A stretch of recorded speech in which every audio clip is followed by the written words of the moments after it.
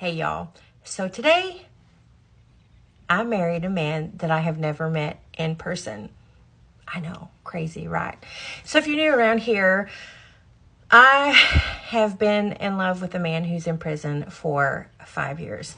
So let me back up and tell you how this came about. Full disclosure, I was married at the time.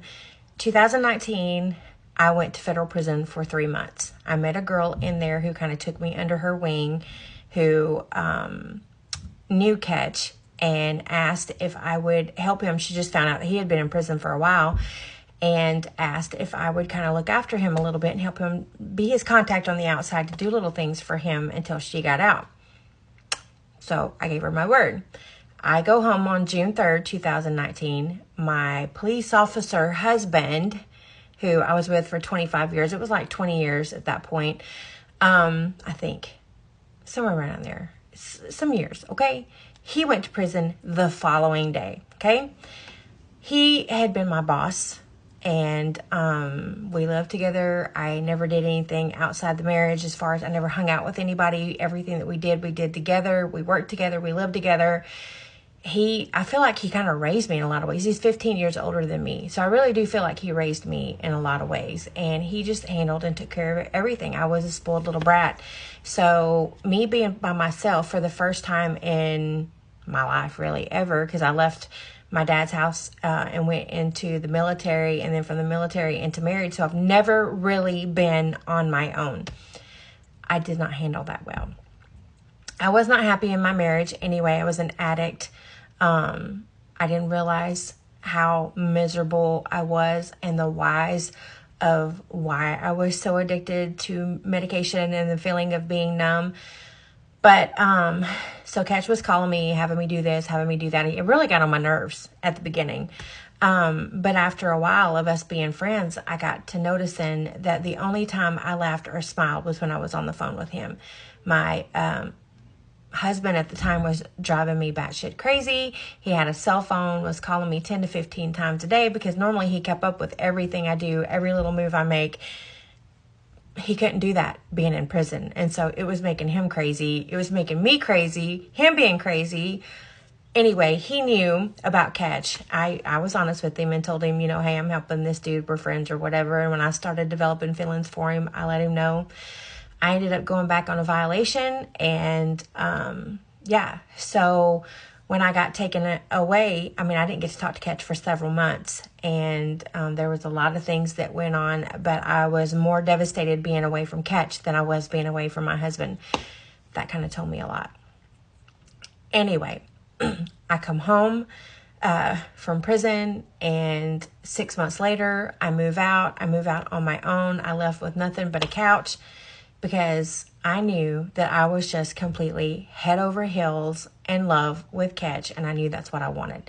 That is not why I got divorced. That would be a whole nother series about all the things that went on there. I'm not here to point fingers. I'm not here to dredge up, all the stuff about my ex. There's a lot of trauma there involved. But I didn't know how happy I could be and how miserable I was until I got to a place where I wasn't. Does that make sense?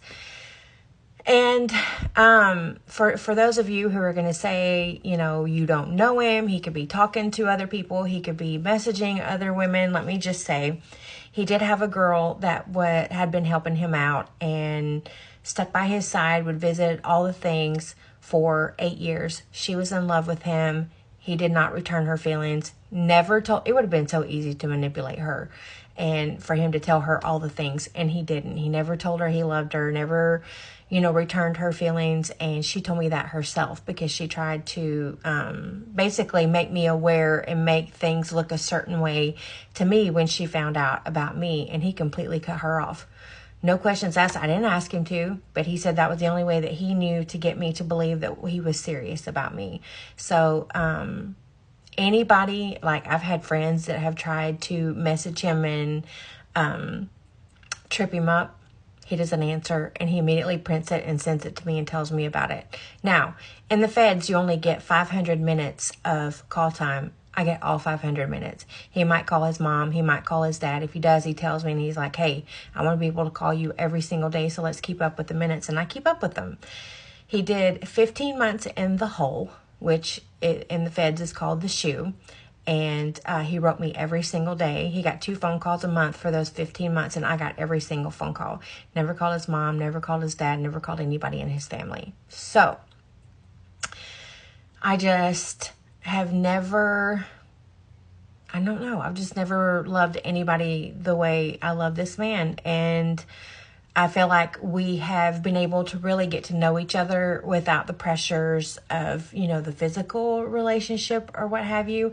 So I got off probation December 23rd, 2023. Okay. I filled out the paperwork to go visit him because he's in the pen, a federal pen. They denied me because I'm a felon. It was a credit card charge, something stupid. I did a whole 3 months. But, they denied me because I'm a felon. So, he is getting ready to get out. He could hit halfway house in August. His max date is next February. So, I've stuck with him since 2019. So, I've waited, and I have just been so horrified that I have done and gone through everything that I've done and everything that I've gone through to be with him just for probation, to tell him that he can't be anywhere around me because I'm a felon. Because when you're on probation, you're not supposed to have any contact or be around any felons, right? He's got 10 years of probation, y'all. So I have just been absolutely horrified that I've done all of this, and then I'm not even going to get to be around him without it violating him and sending him back. So I come across this thing called a proxy marriage in Kansas. It's Our Magical Day, if you want to search it, is what it's called. He sent in his information, given permission to be married. One of you has to be present or whatever. So we got married this morning. So now nothing can be done about anything. We're going to be married. They can't keep us apart. It's completely 100% legal. And I have no reservations whatsoever. This is so me. If you know me, I'm just very